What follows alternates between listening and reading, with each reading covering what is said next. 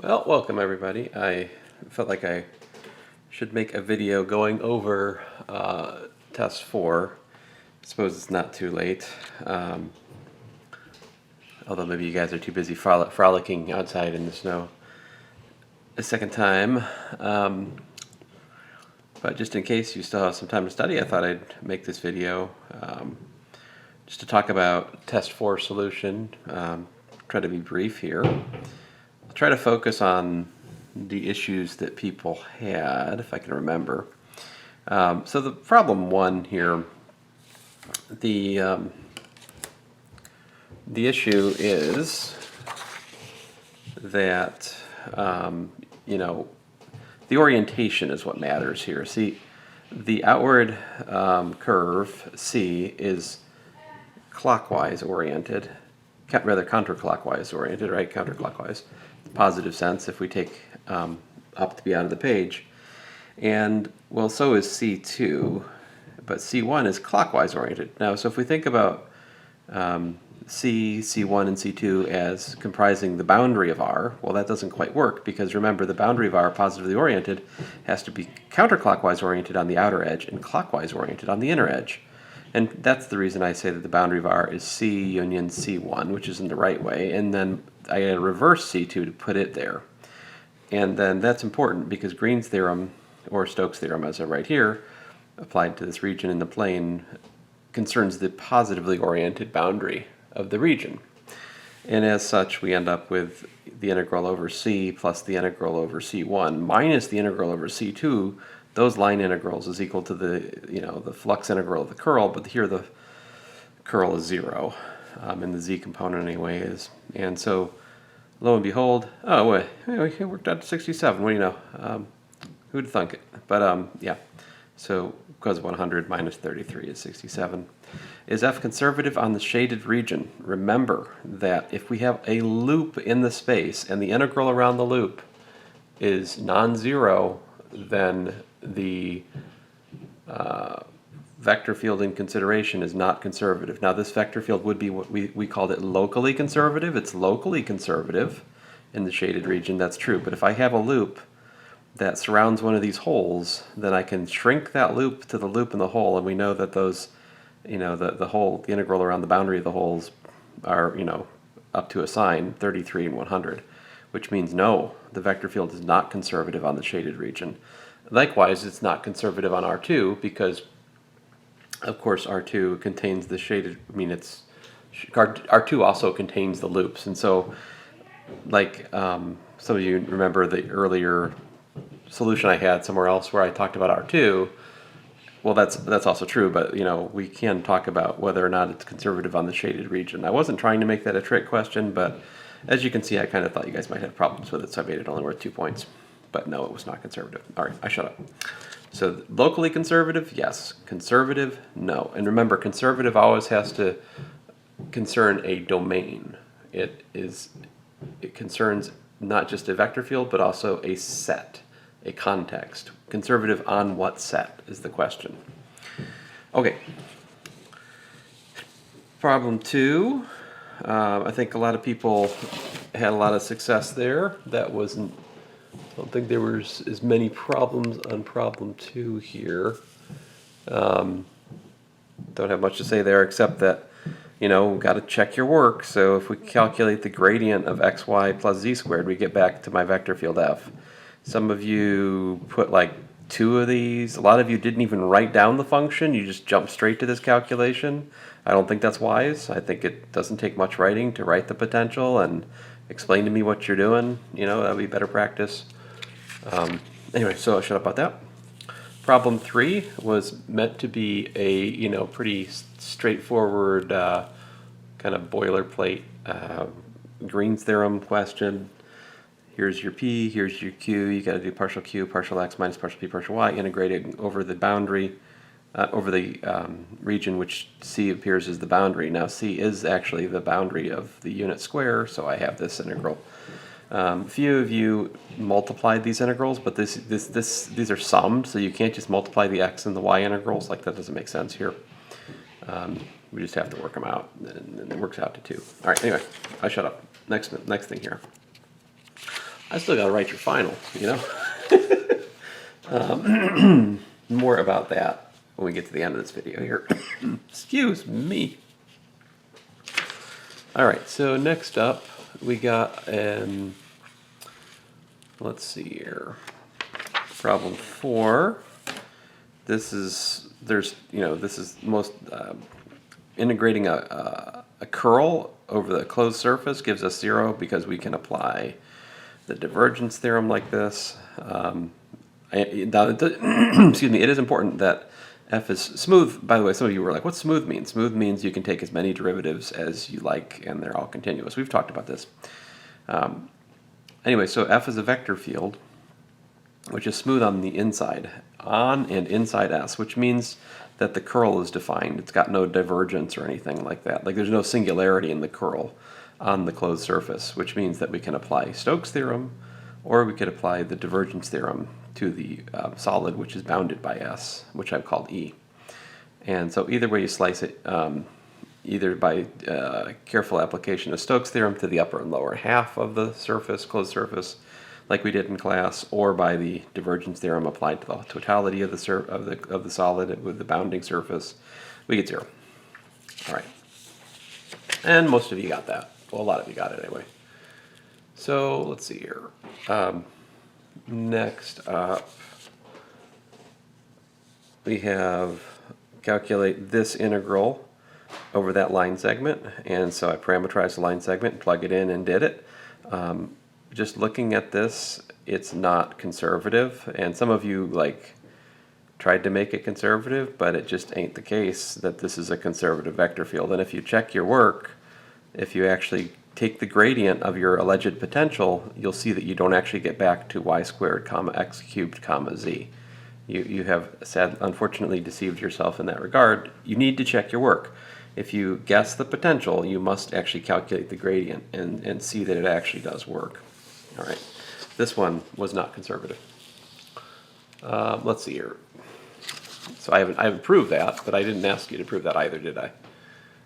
Okay, so next up here, we had a sphere of radius r. I gave you it's all cubes, x cubed, y cubed, z cubed, calculate the gradient of that thing. We get 3x squared plus 3y squared plus 3z squared.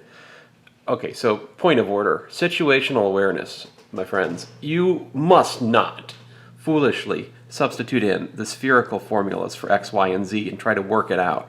What are you doing? Do not do this. This factors a 3 out. This is 3 rho squared. Make simplifications as you go. Be aware of the fact that x squared plus y squared plus z squared is rho squared, right? I saw some of you suffer you hemorrhaged time and calculations in this problem because you actually put in x is rho cosine theta sine phi, y is rho sine theta sine phi, rho is z is rather rho cosine phi, and tried to work it out. No! Why are you doing this? You are wasting precious time doing such things. Think before you calculate. Anyway, so if we do that, then we get a rho. Don't forget the rho squared from dv, right? dv is rho squared sine phi d theta d rho. Good grief, d rho d theta d phi. Some of you just put a rho there, not a rho squared. You need to put your house in order there. Make sure dimensionally there has to be a rho squared here because we've got 2 angular coordinates, so in order to get a dimension of length cubed for my differential I need a rho squared there. But anyway, and we worked it out from the Jacobian in times past, right? Alright, so anyway, you do the integral and it works out like that. And many of you did get this problem correct, so yay! Alright. Next up, the troublemaker. Alright, so I am sorry, I obviously messed up the problem statement here, and this is part of the reason that I curved the test 10 points, is just out of an abundance of caution on my grading here. By the way, your test 4 is sitting on my chair in my office. You can pick it up whenever you can get to my office. I don't know what that means, but it's there waiting for you. And let's see here. So long story short, I should have made that 8 because that would be consistent with this cone intersecting that sphere at z equals to 2. Otherwise, it's inconsistent. Like I can't put a 9 there like I did in class, because if I do, that makes the intersection at inverse sine of 2 over 3, which is not 45 degrees. It's kind of close, but it's not 45. So anyway, I don't think that actually affected any of you guys in your solving of the problem. Like some of you discovered the square root of 8 in your work.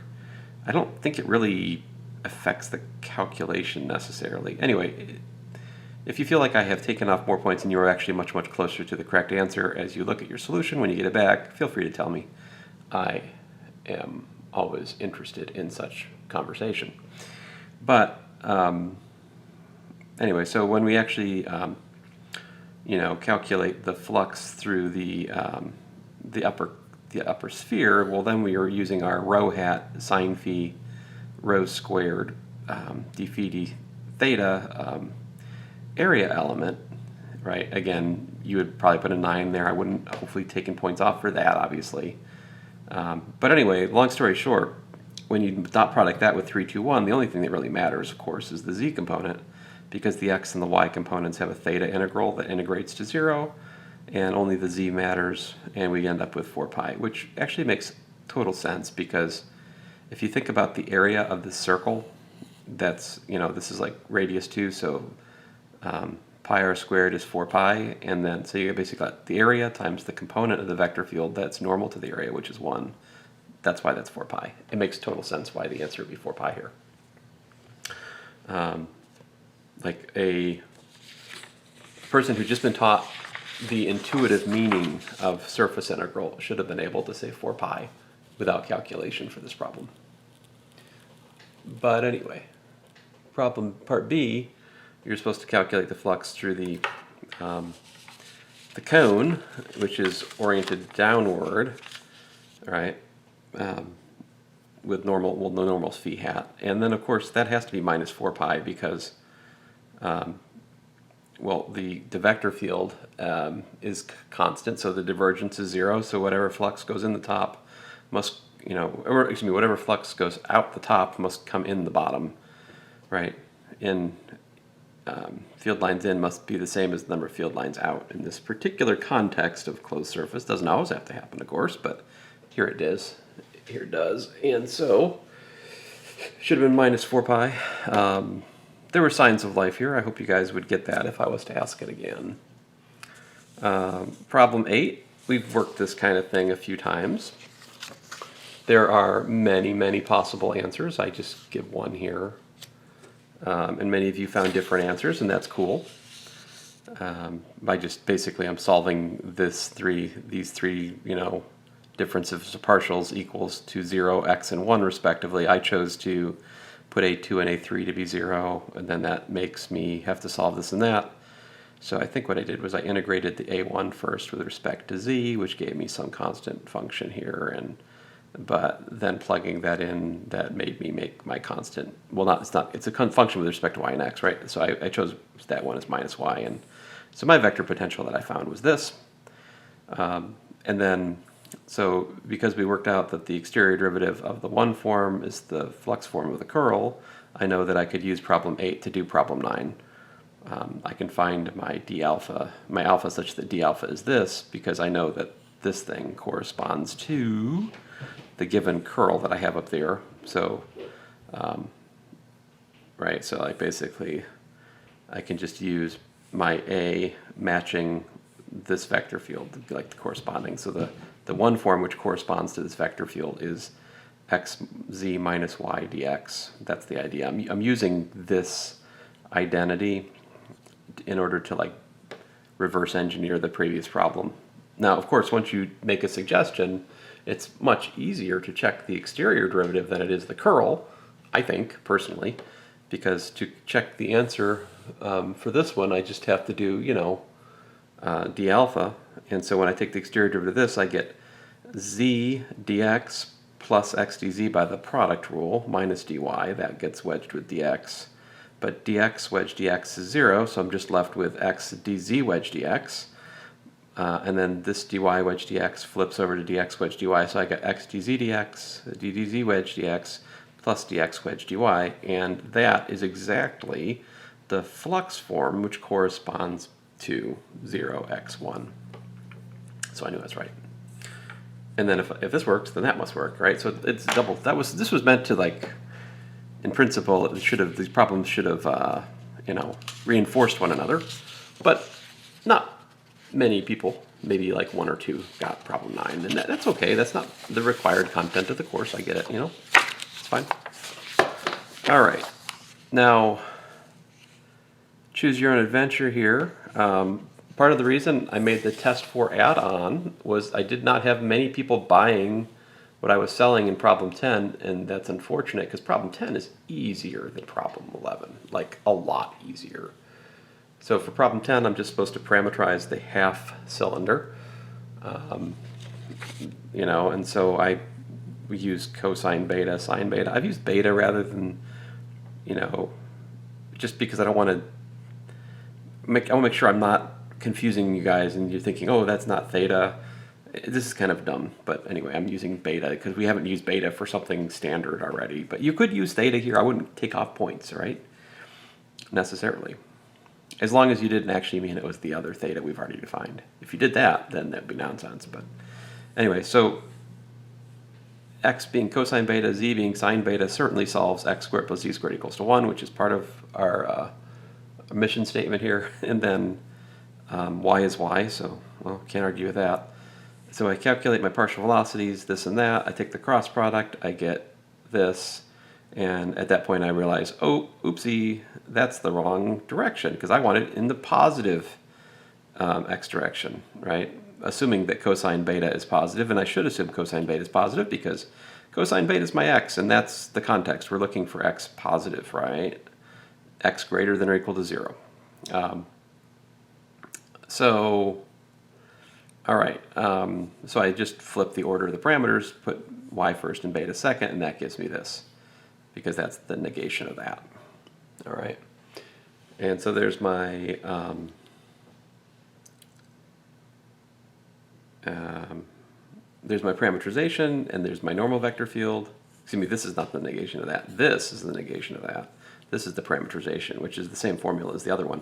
It's just a question of interpretation, which parameter comes first. I up here said beta then y, down here I said y then beta. That flips the normal over. That makes the orientation reverse from what it was. Anyway, so, and then at this point I finally fess up and say, okay, and by the way, 0 less than or equal to y less than or equal to 1, that was pretty much given to us by the problem statement, but we want x to be non-negative. That forces me to choose beta from minus pi over 2 to pi over 2 because I know how cosine works, right? This is cosine, positive is there. Well, non-negative. Plus or minus pi over 2 gives me cosine 0, right? Cosine of plus or minus pi over 2 is 0. All right, so this was important, and this is what some of you guys got this wrong because you went and integrated from 0 to 2 pi, which shows me you didn't understand what you're doing quite. I mean, you're close, but that matters. The choice of the domain of the parameter is part of the parameterization. When I ask a question on the final about parameterizing a surface, part of the answer is going to be what is the domain of the parameters, right?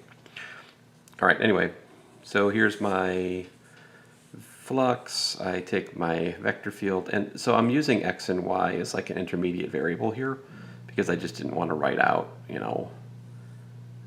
y times cosine beta up there, but that is technically y times cosine beta, right?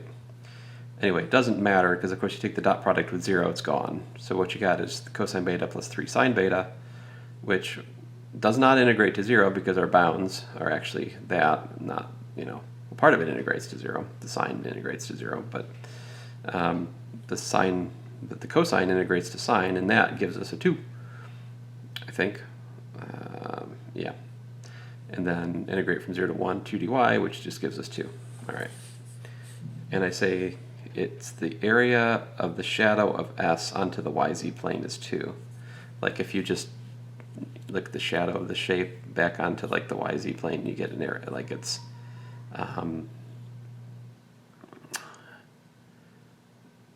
it goes from +1 to -1 in the z, and this is length 1. Actually, this picture's not to scale correctly. Oopsie, pointing at the picture out of the frame. So like this distance from here to here is 2. This distance from here to here is 1, right? So my picture's, heuristic, not quite right. Anyway, the shadow of the curved shape onto the YZ plane would be 2. And if you look at the vector field that we're integrating, 1 e to the x, 1 e to the x by 3, the part of the vector field which is perpendicular to that, this shape, that 1 is what's giving us the flux, right? The e to the xy is perpendicular to the normal here, and the 3, it is giving us like a positive flux on the upper half, and it's giving us a negative flux on the lower half, and they're canceling, they're canceling. The z component's canceling because of the curvature and the plus and the minus, and so really the x is what matters. And so when we think about the, it just makes sense that the answer is 2, is what I'm trying to say. Now, if you don't see that, that's okay. You don't, all right, so problem 11 was to calculate the, oh man, I think I got these pages out of order in the scan too. Rats. All right, let me go back. Here we go. All right, so I made the same mistake that a lot of you guys made. So here's problem 11. Here's your vector field, calculate the curl, calculate the flux through the upward oriented cone, z equals to r for 0 else equals to 2. Great. So a lot of you calculated the curl correctly. Hooray, that's a good sign, signs of life there. Hopefully you do it again on the final. Calculate the curl, so there it is. And then to calculate the flux of the curl, you use Stokes' theorem. Also good, yay, very good. But then some of you made the same mistake I made here, which was to foolishly copy the curl vector field into here. But this is not supposed to be the curl vector field. This is supposed to be the vector field. And there's a very big difference between those. This is incalculable. I mean, I have a bogus calculation of it coming out to 0 here. You can look at it. This is just total nonsense. Well, I mean, it's an improper integration, actually, as it happens. And I plugged it into Wolfram Alpha. It's minus 11.8. But, like, wait a minute. What's going on here? I thought I worked this problem before. I did work this problem before the test. I worked it correctly on scratch paper before the test. And then I managed to do this in my formal solution. I was like, what on earth is wrong with me? This is actually the correct solution to part B. We have to actually put the vector field here, not the curl of the vector field when we do Stokes' theorem, right? Details matter. When you do that, you just get this, which gives you that, which ends up being the square of sine of 2t, which then we can integrate, and after a bit of the calculus, we get 8 pi. All right. Next problem, problem 12.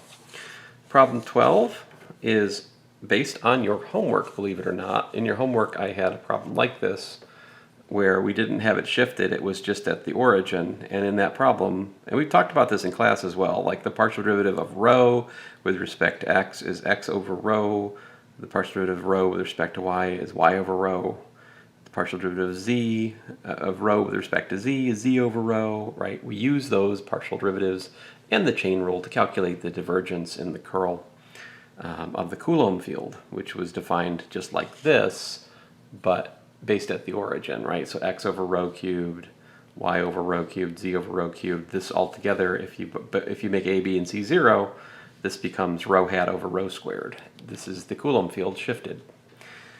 And as such, it shouldn't be surprising that this works out to 0, because when you shift the Coulomb field, it still has 0 divergence. And this right here, part B, I just parameterized the sphere based at ABC by basically, putting spherical coordinates, obviously modified spherical coordinates based at the point. And so, like, technically speaking, this is not phi and theta in the conventional sense, but just to make it clear what the pattern is I'm using, you could put alpha and beta here if that makes you feel better about it. But anyway, the calculation we've gone through, and we know how it works out. It's rho squared sine phi rho hat. where rho hat is defined to be cosine theta sine phi, comma, sine theta sine phi, comma, cosine phi, right? If you used alpha and beta, it would have been cosine alpha, sine beta, sine alpha, sine beta, cosine beta for your modified sphericals. And lo and behold, of course, we work out to 4 pi. No surprise there, that's what the Coulomb field does. And then, of course, the part C, if we have divergence 0 and we know that the integral around a sphere based at the point is 4 pi, we know that the integral around any closed surface which encircles the point is going to be 4 pi. And some of you understood that that's what I was hunting for. Problem 13, I have warned, I may ask properties of, proofs of properties of curl, divergence, gradient, and so it happened. And you really do need to know the proper, summation, notation, definition for the curl to be successful in this problem. I work these things out in class, and so on your formula sheet, I would highly advise that you have the formula for the curl, the formula for the divergence, the formula for the gradient in terms of the summation notation, and I don't know, maybe a sample proof just so you have the best chance at getting it. Anyway, enough about that.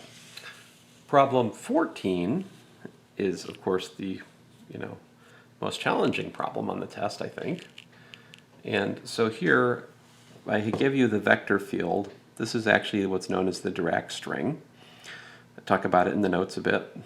And as I say here, after considerable calculation, which is not in my notes, but I don't know, I guess that calculation in and of itself might be an interesting problem, but it can be shown that the curl of this monster is in fact rho hat over rho squared on the domain of A, which of course includes all the space modulo the positive z-axis.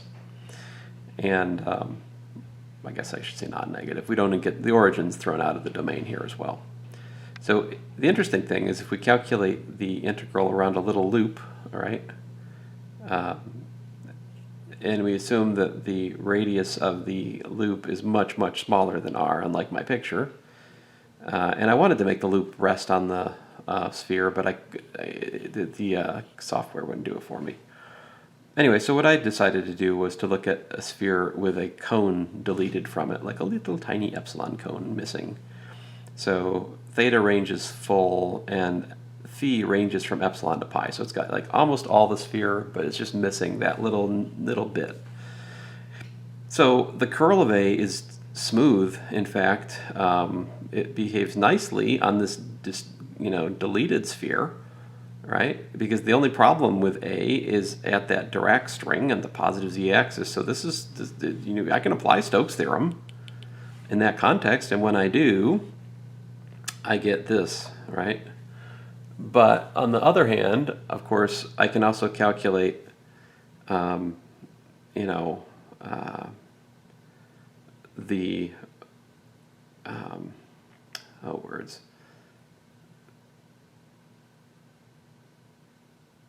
of course, the flux of the curl is the circulation of the vector field, which is curled. And that's what I'm interested, that's what the question is about, calculate the integral of A around like a little loop, which I'm just realizing the loop is the boundary of the deleted sphere because that way I can use what I'm given. And so here I'm using I'm just calculating the flux directly of the curl because I'm given that the curl is equal to the monopole field there, the rho hat over rho squared. But here I put rho equal to r, of course. Anyway, so that gives me this, but of course then I've got this is equal to that, and I want to take the limit as epsilon goes to 0 from the right in order to enforce the the condition which is given here. And when I do that, I get 4 pi. So I'd mentioned to you guys at the end of class one day that there's a 4 pi solid angle degeneracy, and this is what I was getting at. But anyway, so there's that. All right. I will not take your time talking about the solution to problem 22 in the math battle. I probably would test on something a little bit less adventurous. If I was to give a bonus question on differential forms in the final, I would expect it is something that's more like what I did in test 4 in like problem 9. All right, so let's just take a look-see at an old final. I think this is my 2018. So the final's comprehensive. So usually I start with, some questions about cross products, dot products, angles between vectors. I give you the velocity, find the position and acceleration. So you got to integrate to get the position. You got to differentiate to get the acceleration. Sometimes I give a more symbolic problem. As I make your final, I will of course look back over the tests I gave you guys this semester and the homework and think about, maybe rehashing things that we talked about before, perhaps, but not necessarily. It's important to understand the concepts, right? So this is find the direction in which f changes at rate 0 at 1, 1. So this is a directional derivative problem. So we calculate the gradient, evaluate at the point, take the dot product with the unit vector in that direction, and that gives you that to you. Multivariate power series is a possible question, right? So we have to, understand the meaning of the coefficients. And like this one, I look at this, there's no linear terms, so it tells me it's a critical point, and the fxx is -3, fxy is 10, fyy is, I think, -24, as I've written down here. And then I can use the second derivative test, the Hessian, and I get positive, which means the second derivative test applies. And since the second derivative of x is negative, that means it's the local maximum, right? So that we have a second derivative test, we can use that in conjunction with the multivariate power series to make little questions like this. Here's a, maximize on a disk kind of problem. I use Lagrange multipliers, extreme value theorem, right? Find all the critical points, check the edge cases there.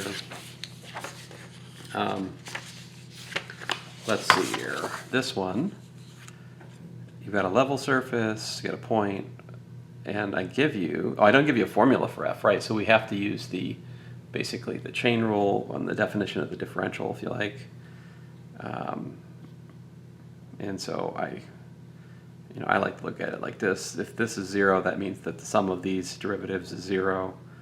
And I can solve for dy, and that will give me like partial y, partial x, and partial y, partial z here, which gives me that. And then I'm given these two values, so I put them in, right?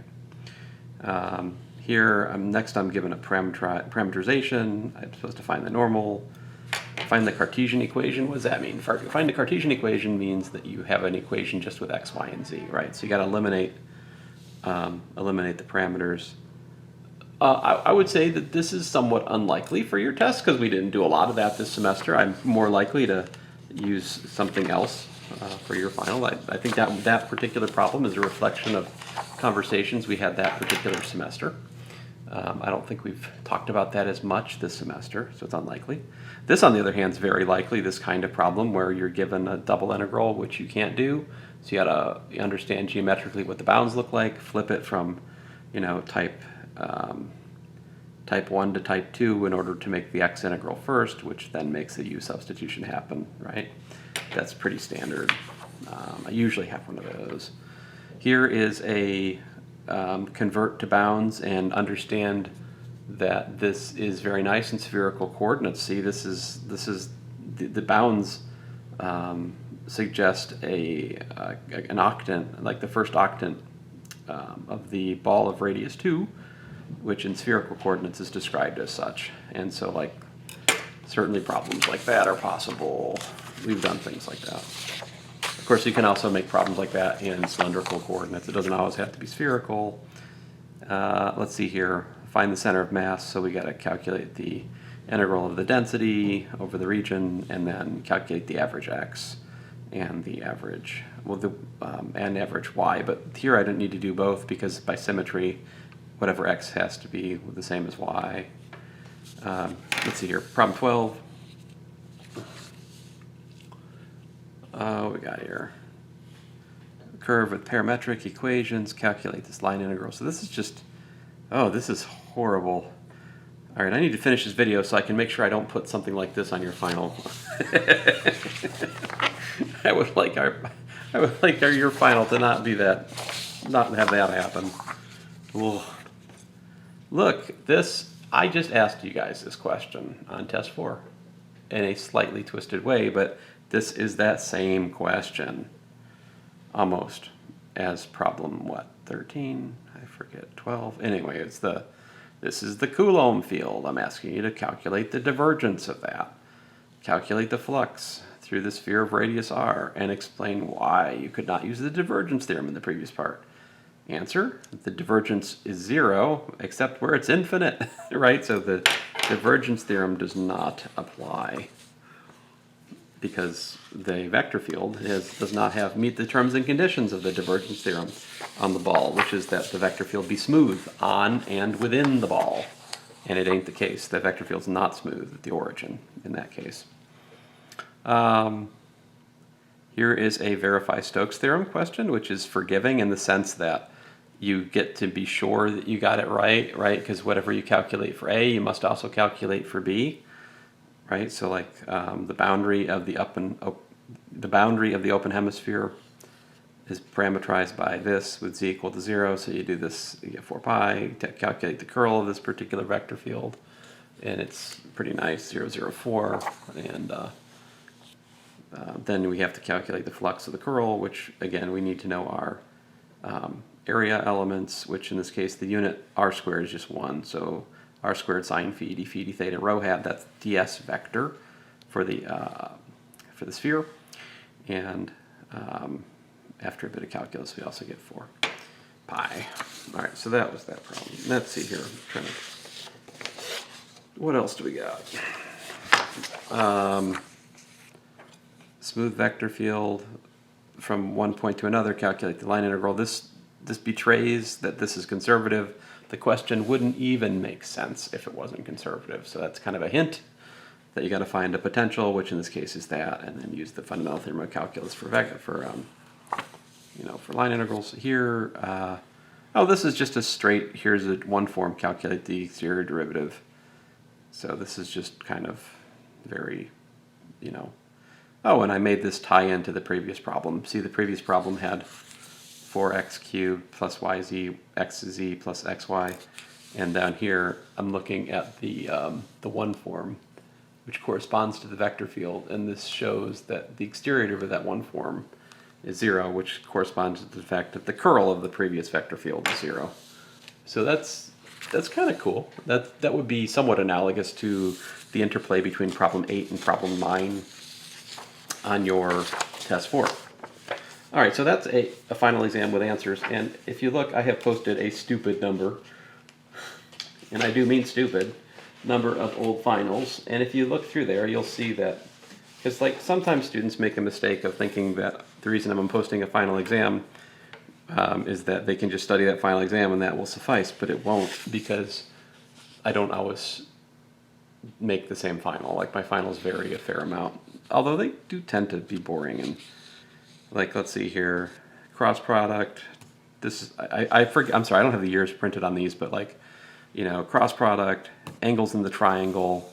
That's a classic problem. Point on the plane closest to a point off the plane, classic problem, right? What we got here? Level surface, find the Cartesian equation of the tangent plane at the point ABC. This is real nice. You just got to calculate the gradient of that, plug in ABC, and that gives you the normal vector field, normal to the field. Here's one of those, here's the power series. Is it a critical point? Is it min-max neither? Let's see here. This is this problem here. Part A is directional derivative. Part B is Lagrange multipliers or whatever, extreme value theorem on the disk. That's a nice problem. Here, I've got a velocity which is given by a constant vector, right? So this time I'm working more symbolically. T squared times a constant vector. Find the position and acceleration. So we've done problems like that in the homework. Here's one. I give you a function of x and y, calculate the partial derivative with respect to beta, given that x and y are like that. Please feel free to use x and y in your answer. Yeah, that's important. Intermediate variables for answers in a problem like this saves you a lot of writing. And saves my eyes. Here's a chain rule problem that's given somewhat symbolically because you don't have formulas for f. Oh, look, this problem again. You know, change the order of the bounds. Seems like that's a that's like a fixed point of my final. All right. Volume bounded by coordinate planes and 3x plus 2y plus z equals 6. Goodness gracious, I think we worked this in class the other day. Almost. Oh, here I also give a density and find the mass. So this means we have to integrate alpha x dv over that volume. So that's kind of interesting. Find the volume bounded by x squared plus y squared less than or equal to 1. And this screams, use cylindrical coordinates. Use cylindrical coordinates. Remember, dv in cylindricals is r dr d theta dz. This guy right here is a deformation / Stokes theorem kind of problem. And I see the picture's missing. Sorry about that. There would actually be a picture on the final. Here is, I give you the gradient, calculate the line integral. Wow, that one's, good grief. I must have thought poorly of this semester of Calc 3. This is way too easy a format, my goodness. Problem 15 here is a Green's theorem problem, all right? Much like problem 3 on your test 4. This is nearly a question I put on your test 4, but notice that it's got x cubed, y cubed. So this one is going to this is an interesting problem because its divergence is kind of cylindrical, but it's over a sphere. This is a problem that would be worth trying out because this one will test you a little bit if you can do this one. Let's see here. This is just straight, you know, Stokes theorem probably is the best way. There's a differential forms question at the end. Real simple. And then next final. Find the angle between this vector and the positive z-axis. Find a vector of length 3 perpendicular to that. Here's two vectors. Find a projection of one vector into the other. Find the point on the plane closest to a point off the plane. Great. These are all posted in Canvas, by the way, if you're not knowing what I'm doing. Parameterize the tangent line to this curve at t equal to 0. You guys had some trouble with that. It'd be good to review that. And listen, you don't have to try to work these problems out. My encouragement to you would be to look at the problems you've already solved and review those solutions and make sure you understand them. Here is, of course, the Frenet frame. We've got a curve parameterized. Find the curvature is 1 over r. Show that, right? So find the TNB vector fields. I like to test on that. We've spent a lot of time on that this semester. I think it's very likely there's a problem on your final involving curvature, torsion, the Frenet frame. That seems very likely. Here again is a directional derivative / extreme value theorem problem. It's a twofer. What we got here? Oh, here's that problem again. So I do recycle from year to year sometimes. So here's that velocity acceleration problem, the partial derivative problem, symbolic. Yeah, we've seen all these before. Nothing new here.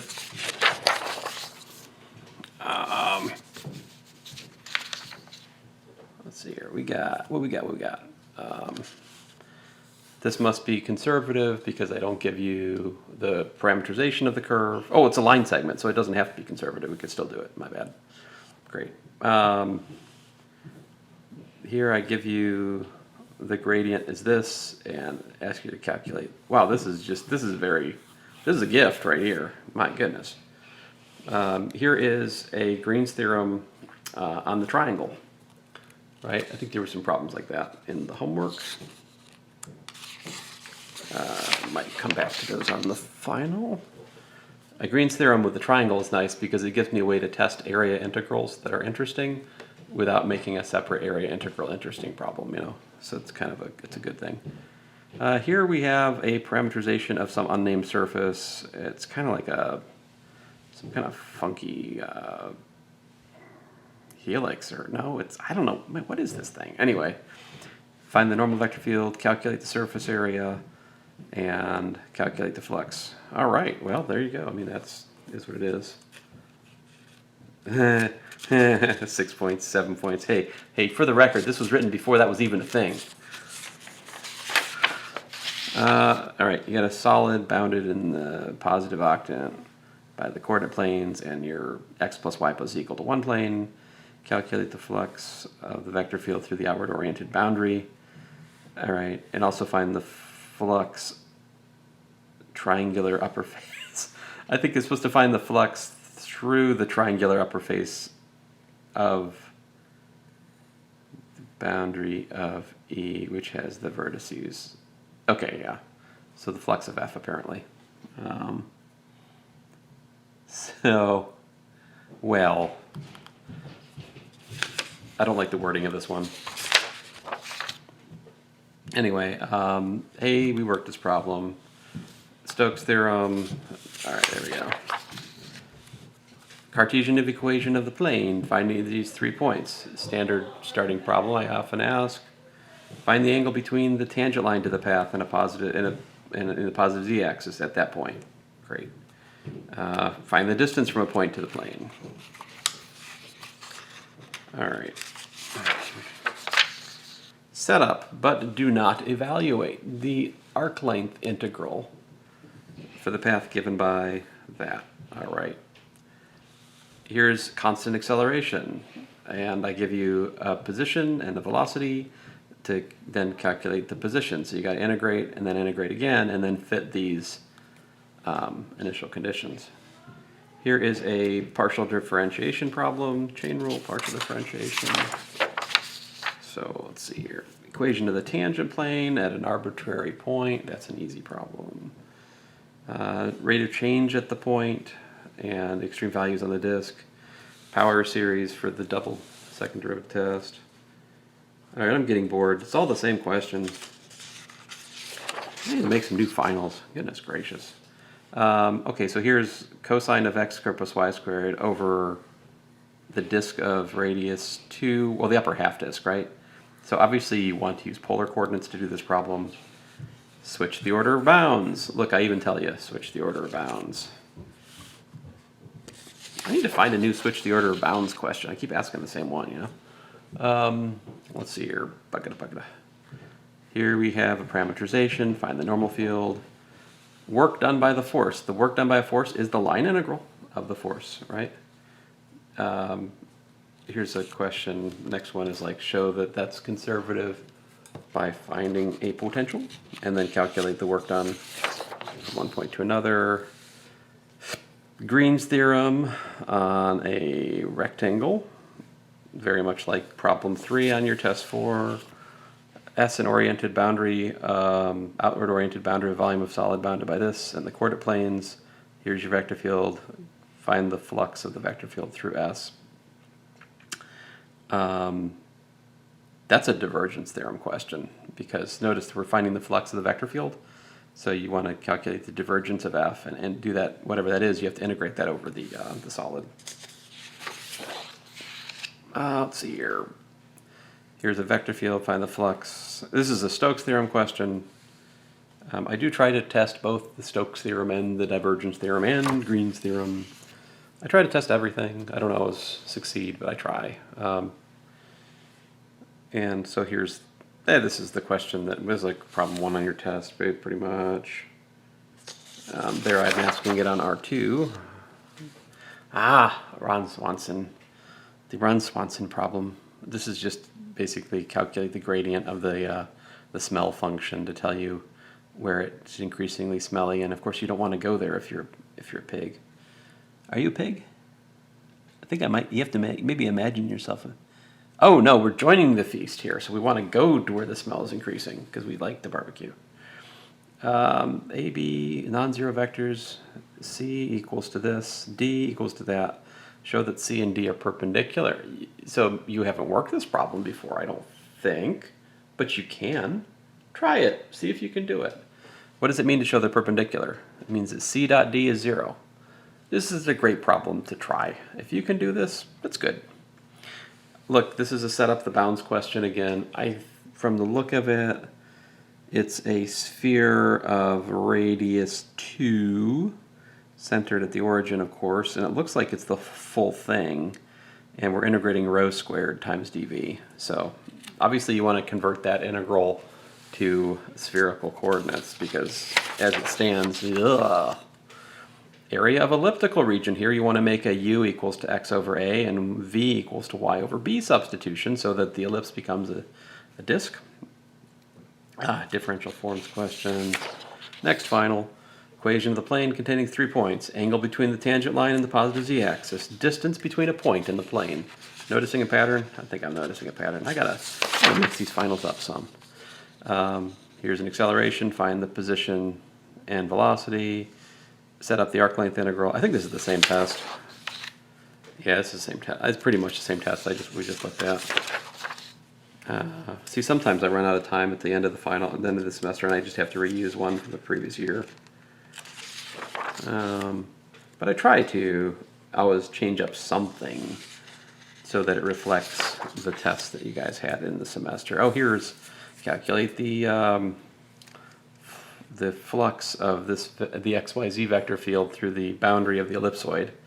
So this is twofer. I, on the one hand, get the divergence theorem applied, but then you face the integral of the volume of the ellipsoid effectively. So you want to make a u equals to x over a, you know, like this substitution here, and this is the Jacobian.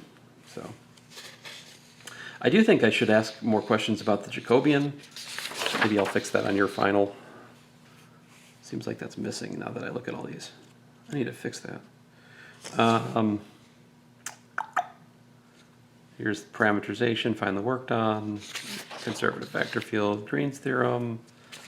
Yeah. So, all right. So here I have the boundary formed by the intersection of a cylinder, a cylinder and a plane above and below. You're supposed to find the flux of the vector field through the boundary. This is the divergence theorem, and I would say that's probably going to warrant cylindrical coordinates.